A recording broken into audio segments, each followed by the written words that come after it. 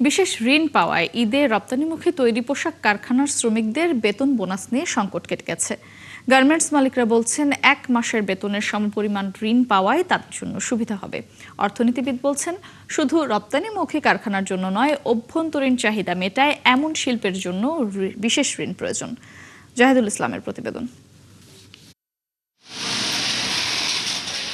গেল কয়েক মাস ধরে রপ্তানির মতো আয়ও কমেছে গার্মেন্টস মালিকদের। ঈদে শ্রমিকদের বেতন বোনাস দিতে সরকারের থেকে সহযোগিতা চান তারা।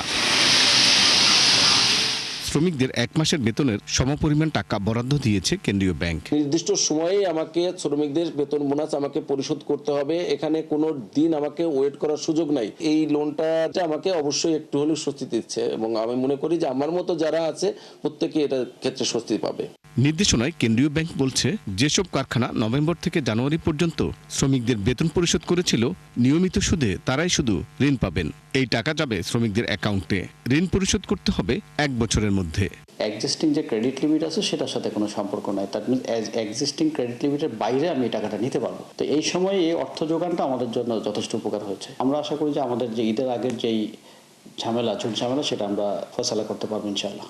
তবে অর্থনীতিবিদরা বলছেন, ঋণ যাদের আসলে প্রয়োজন তারা পায় কিনা নজরদারি করতে হবে। যে সমস্ত কারখানার এই ঋণটি দরকার, তুলনামূলকভাবে দুর্বল, তারা ব্যাংকগুলো তাদেরকে আসলে এই ঋণ দেবার জন্য সুযোগ দেবে কিনা, যে উদ্দেশ্যে এই পুরো ঋণ প্রক্রিয়াটি, সেটি কিন্তু আবার ভেস্তে যেতে পারে। রপ্তানিমুখী খাতের বাইরেও অন্যান্য খাতে, যেটা অভ্যন্তরীণ বাজারমুখী যে সমস্ত শিল্প প্রতিষ্ঠান রয়েছে, তাদের জন্য অর্থের সংস্থান করা যেত এই যে অর্থ রয়েছে তার ভিতর থেকেই।